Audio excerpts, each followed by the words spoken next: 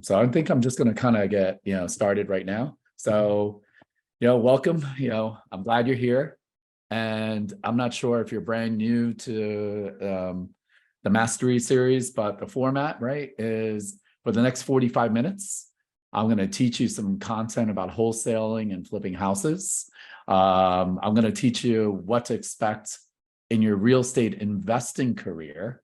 And I'm also going to even talk about one of our training programs that we do have coming up and, within our 90 minutes. So, the question I always ask, right? It's the beginning of 2023. How many of you guys want to make this your best year ever, right? Give me a yeah, buddy, or yeah, chat in the chat so I know that you're alive. Even if you don't have your cameras on, that's okay. Otherwise, I feel like I'm just talking to myself. So, which does happen more often than I like to explain, but it does happen. So, and how many of you guys realize, right, that you definitely need to sharpen your skills? Otherwise, it's going to cost you money down the road. Give me, yeah, buddy, on that one too, right? And then ultimately, right, nothing's for free, right? That's why you guys are in a coaching program. And, to really get to the next level, you're going to have to pay some money. So you guys already know that because you guys are in Chirag's coaching program. And I really appreciate and I love that you guys are, in your business, building your business even more. I think that's always important in our industry to keep being out there and learning. So I'll kind of go over what our philosophy here is at BPM RIA. So BPM RIA is the Broward, Palm Beach, Miami-Dade RIA. That's Broward County, Palm Beach, Miami-Dade. We are South Florida. One of the things is our motto. I'm the owner of the largest real estate investor association here in South Florida. Our motto is let's make real estate investing made simple, right? Let's not complicate this. It's easy to complicate things because then you're going to be confused. And when you're confused, you do nothing, right? So let me talk about who I am and why Chirag has actually invited me to come speak. So I'm a licensed agent like you guys since 2002. I'm a licensed mortgage guy since 1999. I worked in banking and finance. I read all the Rich Dad, Poor Dad books. So if you read Rich Dad, Poor Dad, put it in the chat. It changed my life. My dad is Poor Dad. He's a financial analyst working for the same company for 40 years or almost 40 years before he retired. I was working in banking finance and I said, holy crap, I'm doing the same thing. And I said, I got to figure this out as the banks were merging, kind of stuff that was happening actually now, what we're seeing with some of the banks. And all of a sudden I got laid off and I had to start all over. And I said, this is not for me. As I read Rich Dad, Poor Dad, I said, I got to start buying properties. So I did, 2005, I started my own mortgage company, was up to 28 properties. I was good with my money, meaning every time I made some money, I bought another property. The problem was I was over leveraged. So if you know that what over leverage means is that there was negative cash flow, but the appreciation was skyrocket, right? I was thinking like a realtor or a mortgage person. I have all this equity. And the truth is it didn't matter because it was cash flowing negatively. I started rehabbing multiple houses in the same neighborhood. 2008 happens. Guess what happens? You get wiped out, right? Like literally like a domino effect. It took about 6 months. I went from rehabbing 3 houses in one neighborhood, and I'll give you an idea. I bought the house for 110, easy rehab, put 20, 25 grand into it, 6 weeks, sold it for 170. I said, okay, I got this down. Let me do 3 properties in this neighborhood. And I said, okay, cool. I'm on a roll. Let's keep doing this. And all of a sudden the market crashes, banks start closing, Washington Mutual, Bank of Phoenix, and the list started going on and on countrywide and all these other banks. And now my properties are worth $65,000, right? On all 3 of them. And they're not cash flowing. I'm upside down on all 3 of them. Mortgage company shuts down and I start panicking, right? Like everybody else. Had a little bit of money. I thought I could ride this out, went through all my money for about 6 months. And then I really had no other choice. Wound up losing everything. The mortgage company shuts down. I did one of those, and you got to remember, this is like 2007, 2008. YouTube was relatively new. Social media is nothing like this, like it is. And I actually heard some speaker of all things, it was like a flyer, I don't even know where I heard it from, where they talked about wholesaling.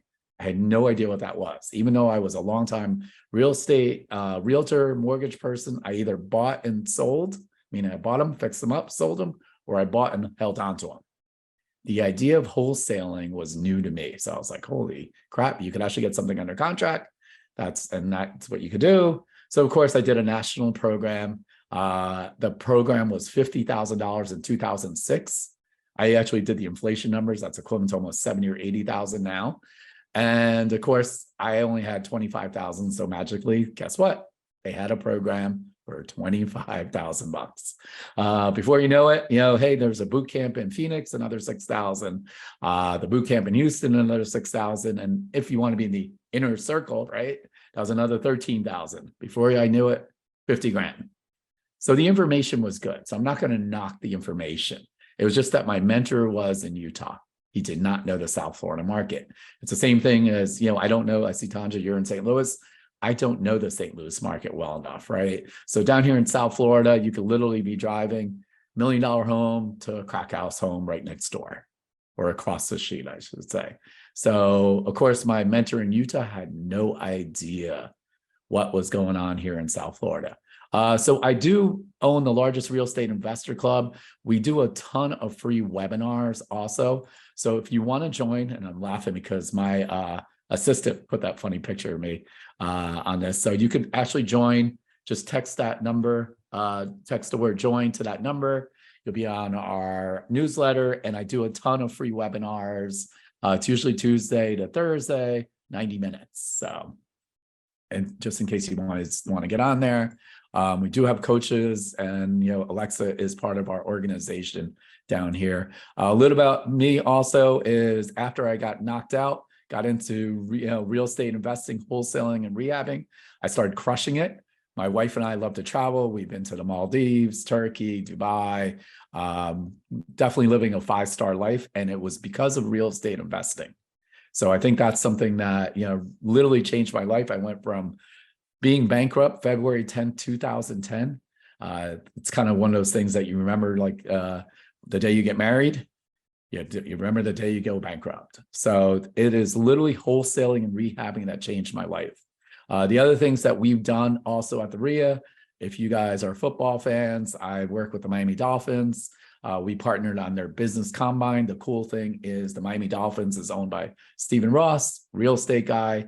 And it's the only organization out there that actually teaches these young men for free, something outside of football. And guess what? They're really interested in wholesaling and rehabbing.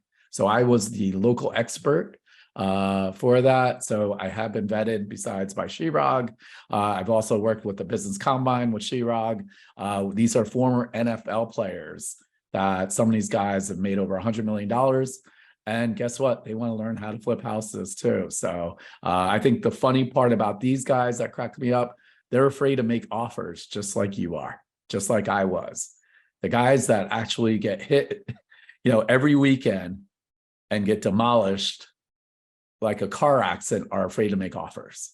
So it kind of cracks me up. So everyone has that fear. At BPM RIA, we really believe in the community. So we do a lot of cool things out there as an organization too. So last thing also, we are a chapter of National RIA. National RIA is the organization that endorses real estate associations. So wherever you're at, the approved chapters, if you go to, I'll put it in the chat, nationalria.org, you could find all the approved chapters through National RIA. What that means is you could build your power team there. Also, to get approved with National RIA, they do criminal checks. I have financial checks every year, and I have compliance. We are all independently owned. So I do want to let you know that, but it is a great place for resources.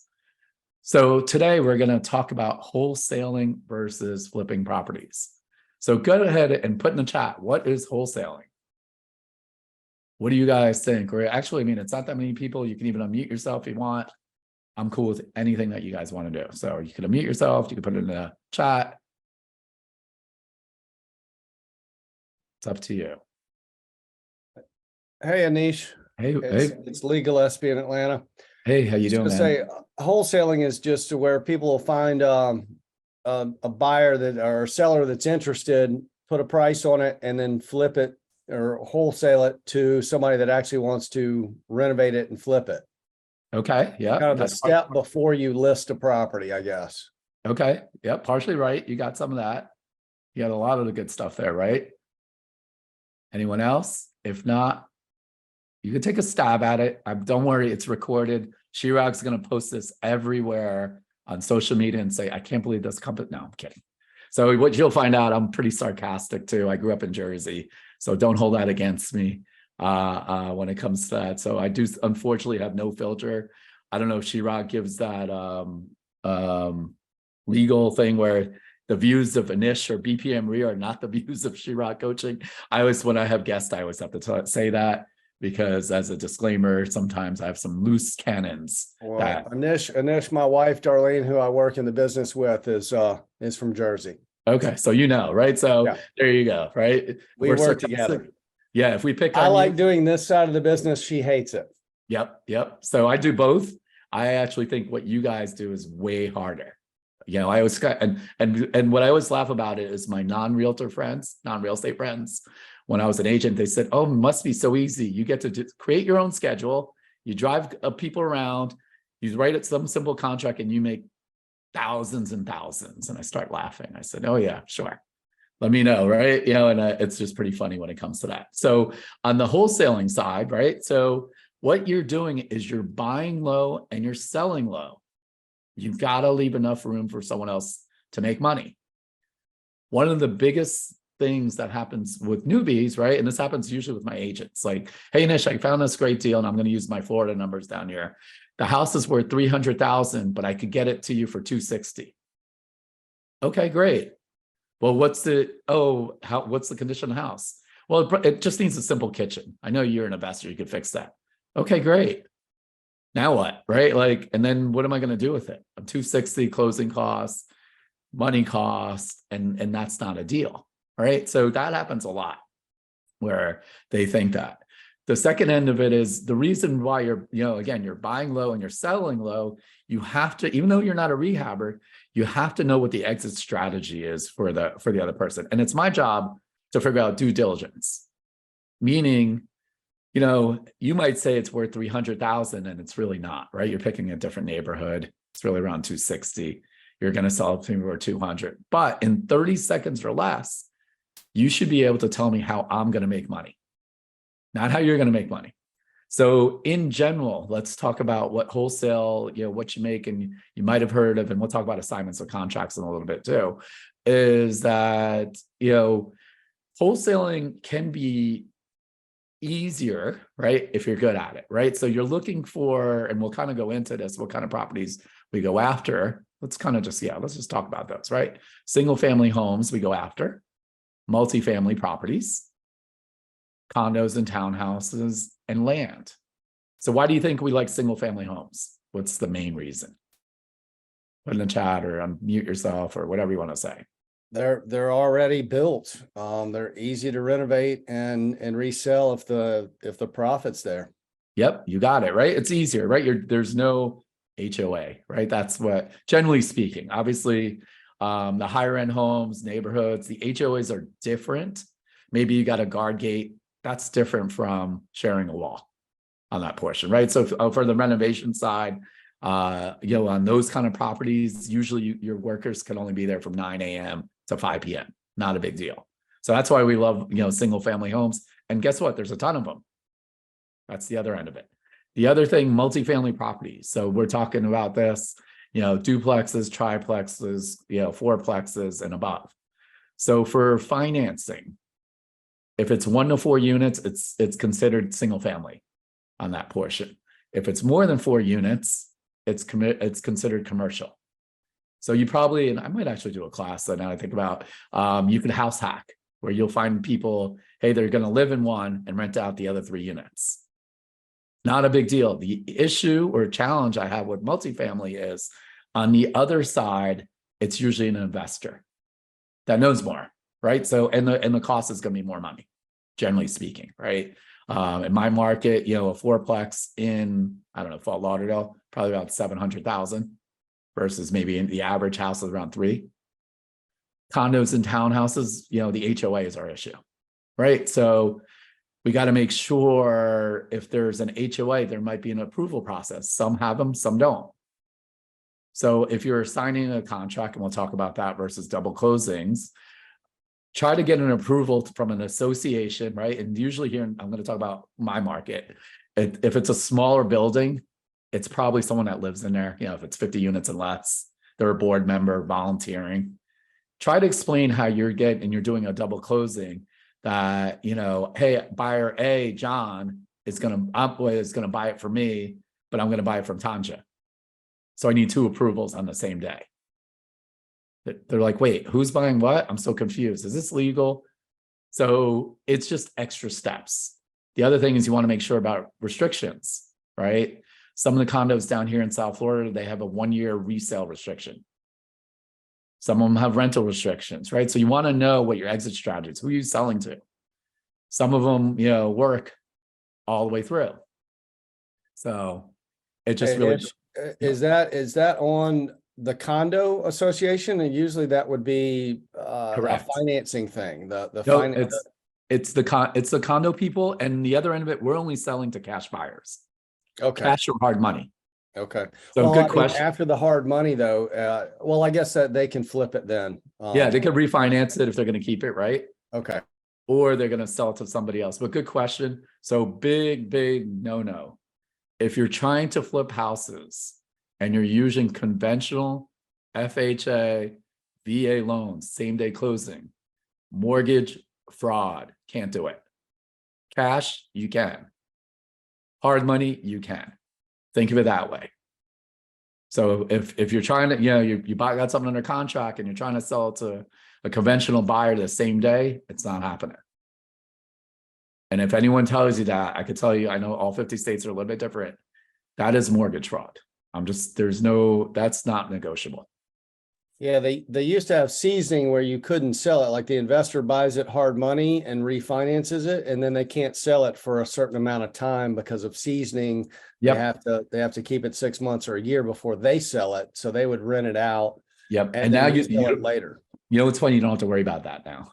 Okay. It's changed. There's enough lenders out there that conventional, they're fine with it. If it's less than 90 days, they're going to want to see the improvements. So I'll show you something. I'll show you an example and I'll tell you exactly what happened of what we had to do on it too. And then land, you could also wholesale. It's just less buyers. It's dirt, right? So it's a little bit difficult because unless you're really selling to a builder, just few and far between is on land. So what kind of deals that we love, right? What kind of properties we love? Pre-foreclosures with no equity. So that's a short sale. Underwater, right? The house is worth 200,000 and they owe around 300,000. It's happening all the time. So I'm going to talk about South Florida market. South Florida market, we have over 7,000. You heard it correct. In Miami-Dade County, pre-foreclosures today. 6,000 Broward County, that's Fort Lauderdale. And about 4,000 in Palm Beach. We are one of the hottest markets in the last 2 years. Right? So everyone's like, I can't find any deals. I can't find any deals. If you're looking on the MLS, that's not where the deals are. Less than 2% of those houses are for sale. You got to find off-market properties. This is everywhere. And all the numbers have been going up in this past year, even though our market's been booming. So pre-foreclosures with no equity short sales. I know a lot of realtors don't like them, right? It takes too much time. I always use the analogy, it's like baking a cake, right? Meaning it might take 30 minutes or 40 minutes to an hour. You're not really working on it for 45 minutes to an hour. It's just building your pipeline, but the numbers can be big. But in the meantime, you're hungry, right? I'm starving. So we still go after pre-foreclosures with equity. So out of those 6,000, 7,000 numbers, over 80% of them have equity in my market. The reason is all the values went up. If you've been in that situation, you're behind on your payments, 20 grand, 15 grand, you're not going to magically have money to be caught up. A lot of time, these homeowners at the same time don't know they have equity, right? When you're in that situation, you just put the money at, like, you're getting the phone calls, the lawyers, all that other good stuff, and you just forget about it. So those are 30-day closings. The short sales, our fastest one was 60 days. Our longest one was 2 years. Probates, somebody passes away, right? So this is not my saying. One of our national speakers who does assisted living facilities, he came down here and he spoke to my group and he goes, Anish, you guys in Florida, you know what they call this? I said, uh-oh, this is not going to sound good. It's God's waiting room. Meaning a lot of people come down here to retire, they pass away, their kids or siblings, they live in other parts of the country, up north, Chicago. All of a sudden, they pass away, there's no will. Even though everyone agrees on it, it still will have to go probate. The kids are not coming down magically learning how to rehab a house. And what I hate to say is a lot of times the houses are not in good condition. A lot of, if you guys have heard hoarders or seen the show, it's actually a disease. So, as an agent, and I'll show you the deals that we've closed, a lot of times you will not take it as a listing. And then landlords in state and out of state, right? So a lot of people are either trying to liquidate because they want to get rid of their portfolio. They just have that one bad tenant. I had a landlord, he had 19 properties. He swore that one of them was haunted or possessed, meaning 2 people in a row, he had a victim. He's just like, Nish, I need to get rid of this place. I don't care. Will you get him out? No problem. So again, sometimes people want to be landlords and then they're a landlord and they say, yeah, no, I'm good. So the common theme is, right, we're looking for motivated sellers, not distressed properties. Hey, Nish, I was going to ask you real quick there. Yeah. Do you have areas in your state where you can look for certain things like probates and things like Absolutely. Yeah. So in our market, what market are you in? I'm in Atlanta. Atlanta. Oh, that's Georgia. right. You said that. So we use reafax.com. It is in 7 states. It's in Florida. I'll put it in the chat. Okay. What it's called. I'm not, I might be in Georgia too. And use my discount code. You'll save almost 20%. It's called BPM. The other one that you're going to use, if it's not there, right, you're going to use PropStream. That's the one that's in all 50 states. But Reafax does more skip tracing. It finds everything.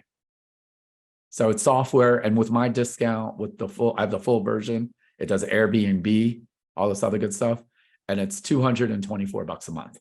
And if you pay for the year, it's you get 2 months free with my discount code. But yeah, you're going to want that kind of software, and it is tied into the IDX, so they can't say the MLS. So you can find stuff in there too. So the benefits of wholesaling real estate, right? Minimal cash. You could get things under contract. I usually get things under contract worth $1,000. That's it. If you do it correctly, you're not going to lose any money. And I'll talk about what that means. It's minimal staff, meaning you could do this yourself. You really can. And it can be done virtually. So you don't have to be stuck in your own market. You can pick different markets, but you do need boots on the ground to an extent. And just have everything assignable. Yeah, assignable or, right, and I'm going to actually talk about that too. So on the rehab side, right, you should have larger profits, generally speaking, if you're going to fix up a house. Not always true. It is riskier, right? If you worked on a project 8 months ago, most of the US, the market is adjusting. So if your numbers are really tight, you're going to do a nice job of rehabbing a house and making no money. I get 3 to 5 calls a month, people losing money on deals.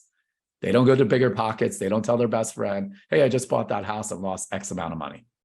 right? The other thing is you need more money to complete a project, and you do need a power team on that. Or you Right. call those one and done. Yep. Yeah. Yep. Or the hard money lenders that I'm working with, they want such a high guarantee of profit because they make as much as, say, a real estate person or even the investor because of the high interest on their short-term loans. So here's the thing is people get afraid about interest rates with hard money guys. If it's short-term, less than 12 months, not a big deal. What they don't tell you, here's the best part about it is, right? The points. The points, but here's the best part: when you borrow from other people, you push inflation on them. That's how you beat inflation. Right. Just so you guys know that, if you use the right leverage, it's okay. So if the money's too tight on those deals, it's probably not a deal. The second end of it, if you do have a hard money lender and you're new to this, it's a good second eye on the deal. Meaning they're not going to lend on it. They're going to say, hey, Nish, no go. Assignments versus double closings, right? So if you make your contract assignable, all you're doing is you're going to assign it to another person. So I'll give you an example. Seller wants $200,000, $220,000. I negotiate and I get it for $200,000. I tell John, the seller, and say, listen, even though I'm a real estate agent, right? So you'd have to disclose in my state, there's going to be no commissions. You don't have to fix anything. You're going to save $12,000 right there on the 6%. And I could close fast and it's as is. And, I could close as fast or as slow as you want. And he, but I can only do 200. And he says, fine. He talks to his wife, says, fine. I just need to get rid of this, move on with my life. So now I'll put $1,000 deposit. So how many inspection days would you put with the seller, John? You can put in a chat or you can unmute yourself. So 10 days. Yeah, the more the better, right? So in Florida, if you leave the FAR bar as is contract empty, the inspection period, it's automatically 15. But I would say try to get 7 or 10 days, ideally. Another thing you could put in additional terms, you could put days as inspection days being business days. Okay, all right, John, I'll take 5, but they're business days, right? You just added 2 weekends if you do it correctly. So now I send it out onto my cash buyers list. And I have a 10,000 plus cash buyers list. I send it out for 230. I get a couple of people look at it, and the most anyone will ever pay is 210. That's the only person. If I do a double closing with my closing costs and money, I'm going to lose money or make no money. Instead, I'm going to assign it to the other person for a $10,000 fee. The seller is going to see it. The buyer is going to see it. There's going to be one set of closing costs. I'm going to put the seller, I was in the middle, and then there's a third person. So there's 3 of us. I'm stepping out and I'm putting the seller and the buyer together and I'm collecting my fee at closing, 10 grand. That's an assignment and contract. So the deal is if you make too much money, same situation, 220, right? I'm getting it for 200 and I sell it for 240 to my buyer. You do not want your seller to see you make $40,000. You're going to have a problem. Nish, you liar. My buyer, same thing. He might say, you liar. You said your numbers were tight. So you want to do a double closing. You're literally buying it in the morning, selling it in the afternoon. I've owned properties for literally 2 hours and made way more money than a commission. Short sales for closures, you have to do a double closing. Not an option. The bank is already losing money. They're not going to let you assign it. So you do need real cash. There are companies out there that will give you transactional funding, same day closing money. So you want to make sure on that. It's really important. So that's why you need a power team, right? So who's on your power team? Contractors, handymen, right? You need that. Insurance agents. When I say insurance agents, because if the house is empty, you got to get a builder's risk policy. It's a different kind of policy than you would on your normal. Realtors, you guys are already realtors in case you do sell it. Title companies that are investor friendly. So in Florida, it is not I know in New Jersey, you have to have an attorney. Florida, you do not.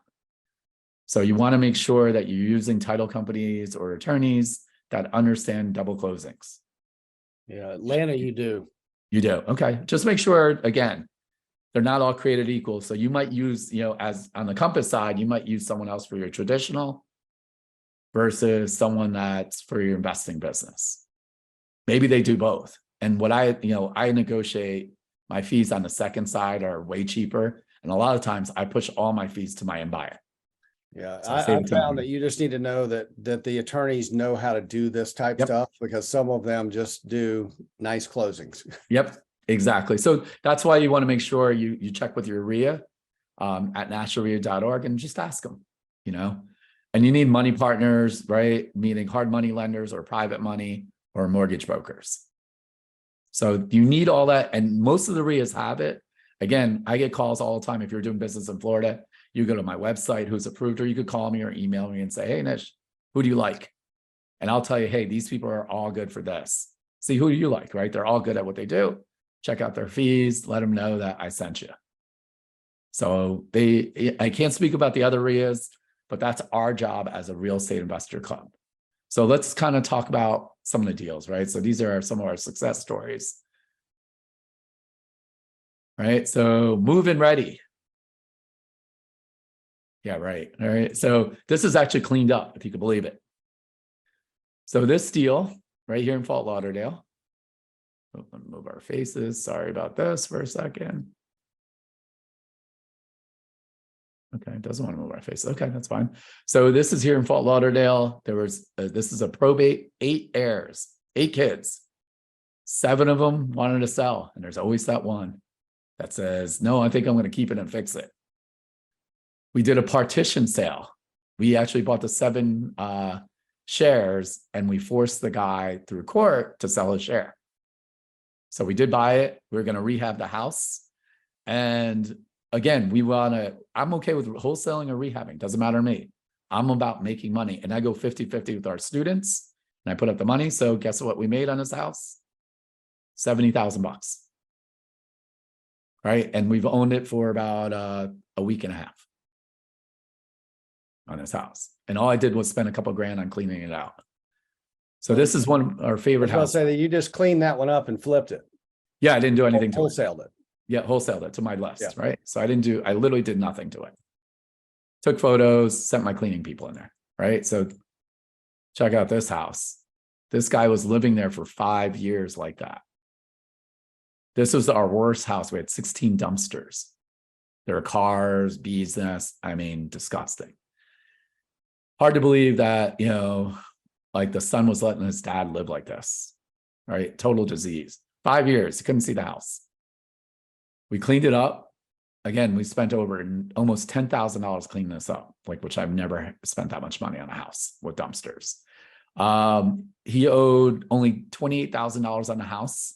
We paid $300,000 for this house. So he walked away with $220,000, got to buy a house. We were going to rehab it. And we said, you know what? Let me put it on our wholesale list. $138,000 profit. Again, did nothing to the house. So cleaned it up. This one is a short sale. The heirs were just going to let it go to foreclosure, probate. Not bad condition. Negotiated the short sale. We got the homeowner, the heirs. We paid for their probate. Took about 6 months to do the probate. They got paid about 15 grand. So they went from getting no money to 15 grand. Wholesale this one. 180,000. This was our record. So in wholesale pricing in the real world, the industry average is 3,000 to 5,000. Pre-COVID for us was 25,000. I call it the heart of COVID. I don't know what else to call it. It was about 40,000. And I don't know what's going on this past year. We've done a ton of deals right now that we made over 100,000. So it's just been crazy what's been happening in our market. So this house, right? So this is a house that we rehabbed. So if we wholesale this house, we would have made 5 grand. We're just like, you know what? That's fine. We'll just rehab this house.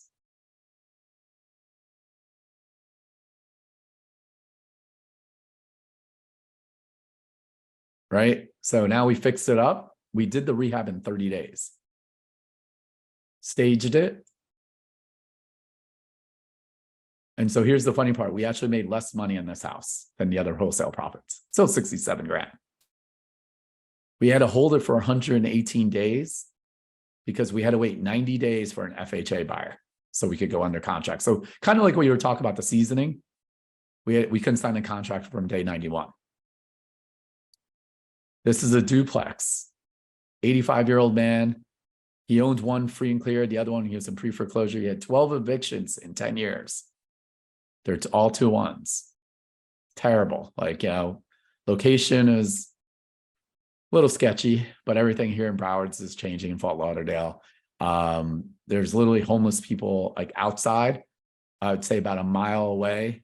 You're talking about multi-million-dollar homes, and nonetheless, this is a duplex. So this one actually is our record for our students. The wholesale profit was $265,000. He bought it in his Roth IRA. So if you guys don't know, I think I might be doing one of those in a series. If you don't know what a Roth IRA is, you could buy real estate if it's self-directed. So his money was tax-free. He literally made this tax-free. Owned the property for 5 days. And he only put $1,000 down of his own money. $265,000. Again, these are all off-market properties. So this one, right? Look at this house. We're actually closing on this today. Right? It's a 3-1 in a decent neighborhood. We bought it for $102,000. So we said, okay, let's clean it up, right? We made $110,000 on this house. I guess you're not worried about any foundation problems because these are all on slabs.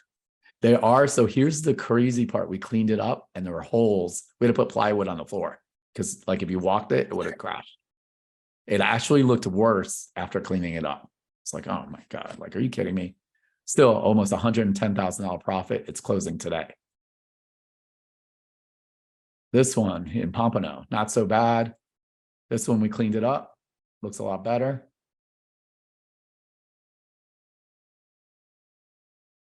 $115,000 profit, right? So that gives you a good idea of the kind of deals we're doing. The other thing that I did not talk about, so on that assignment of contract, let's kind of go back to this because I did miss that. So if I put $1,000 down with the seller and I was going to assign it to somebody else, right? The $10,000. How much of a deposit am I going to get from my buyer? Right? I send it out. He's going to buy it for $210,000. I'm in it for $200,000. I put $1,000 down. 5 to 10. Yeah. So more, and we get 10. You're exactly correct, right? So that's how you don't lose any money. If you don't close, right, I get to keep your 10. What is the second important part of that? Inspection days. So how many inspection days? I was smart enough and I got 10 days for inspection. How much would you give your end buyer? You got the $10,000 down from them. Give them 5. 5. We actually, in our market, we give them 0. Our buyers kind of, yeah. Well, they're literally walking it with their contractor. Otherwise, they're gonna lose the deal. Yeah. So the challenge, right? You want to make sure is, let's say I went under contract with the seller today. My buyer doesn't go out there until what's today, Wednesday, until Saturday. I already lost 3 days. Then they sign. You got to make sure the inspection days are less. But what happens on the 5th day? He cancels. Right? So now you got to cancel too. If it's a good deal, you should be able to push it to 0 days. Yeah. Or 1 day, right? But the key is you want to make it 0. If my end buyer, you're the end buyer, right? And you say, Nish, no way. The most I could do is 195. Right? After the 1 day inspect, you looked at it and you're my best offer. I could do one of 2 things. I could cancel with my seller, or I'm going to try to renegotiate, right? I'm going to tell the seller, look, I kind of screwed this up. I thought I could get you 200. My partner, that Indian guy, Chirag, is a hard ass, right? He's not going to let me. He said the most we could do is 190. And they might take it. And now I could assign it to you for 195. Still make 5,000. The cool thing is, like, when you're doing this part of the business, I mean, it depends on, how you guys are getting listings. A lot of times you're calling for listings. Imagine saying, hey, look, I'm a licensed agent. I'm not looking for a listing. There's no commissions. What you're going to find out in our market, or people in general, the houses are not in great condition, right? So if you saw these houses that I just showed you, you're going to say, hey, you need to fix this. I'm not taking a listing. There's no way, any of those things. Or if they've been living in the same neighborhood for 20 years and now they're in foreclosure, they do not want a sign in front of their house. Their nosy neighbors are going to do what? Why are you selling? Nish, why are you selling? What's going on? Even though it's public records that they are in foreclosure. So hopefully you guys are getting good information today on this portion. And it's so crazy. You know, I always kind of joke about it. So our motto is great real estate investors are trained, not born. I do have an event that we are doing. It's via Zoom. It's 2 full days of this. And our pricing is $495 for members, $695 for non-members. And I give you a money back guarantee after the first day. If you say, hey, Nish, this sucks. It's nothing what you told me it was going to be. No questions asked. I'll give you your money back. I used to charge almost $2,000 because they were in person. I do it via Zoom, and it's A to Z how to really flip a house.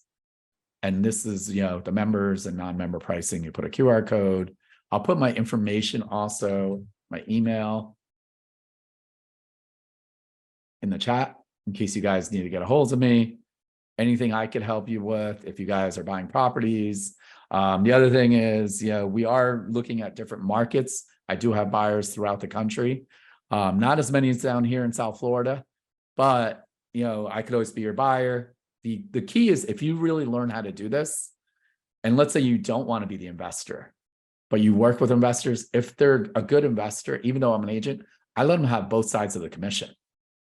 And if you're really smart and you renovate it, you know, ask them for the third on the renovation. So you could literally get 3 commissions by doing this and not be an investor, but learning how to work with investors. Investors get really frustrated with agents, and you could be a long-time agent, but they're not understanding how the investor works. So for a change, I am exactly on time. I always have to shorten my presentation to make it to 45 minutes. I know Ersan's going to put up a quick poll also. So, and in the meantime, you could still put it in the chat if you got questions also for me while he puts up the poll. Let me just stop sharing my screen. That way.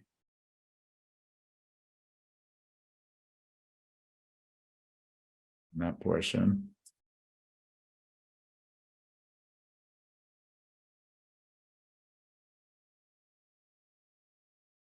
Yeah, and you guys should be really proud that you guys are taking what Chirag's doing and what you guys are doing. It's fantastic that you guys are expanding your educational period, because it's going to take, it could be one of these little things that's going to make you a lot of money. I've spent over $90,000 last year on my continuing education, and I have now 3 mentors. So big believer in this too. So, and I've done 2 so far. I've done one on generational wealth. I think I'm going to be doing one on negotiations also. I forgot what the topics are. I'll have to look at my notes. That portion, so.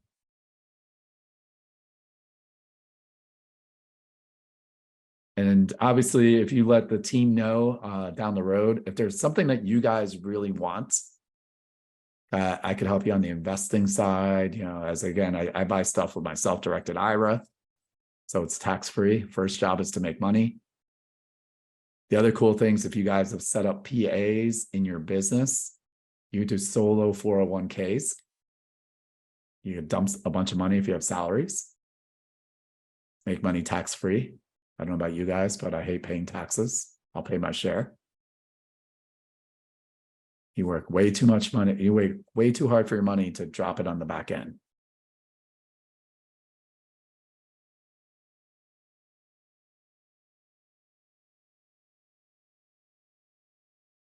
So hopefully you got some value, and I'll just wait until You said your wife's doing the other side?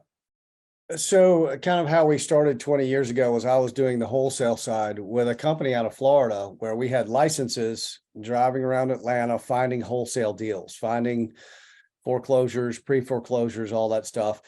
And these investors, a lot of times they'd buy them to rent them and hold them. And then when Mhm. they wanted to sell them, I said, I don't do that. Yeah. Talk to my wife who does that. And that's how we kind of started a team together.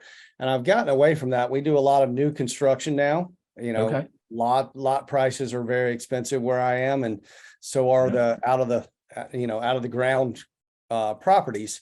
Yep. So, there's a lot less of these that I'm assuming, but also I'm not looking at pre-foreclosure stuff. I'm Yeah. looking at the market. Looking at what I can find, out there. I'm not digging any deeper. Yeah. What I can tell you on the probates, it's the same thing. It's only 2 to 3% are for sale. Yeah. So that's pretty much, in our market. I know Atlanta's the same thing. There's a ton of stuff out there that you should be killing it, meaning just doing something different. The other big thing is on the wholesale side, on the buy and holds, right? If you're selling to one of those people, that ReFX has an Airbnb feature, B&B investors. So I am selling over market value to Superhost. They're running businesses out of it. Yeah, I'd like to get in touch with those folks that want to be here because the B&B stuff for, green investors is not a great strategy. Yeah. They don't know Yeah. how to do it.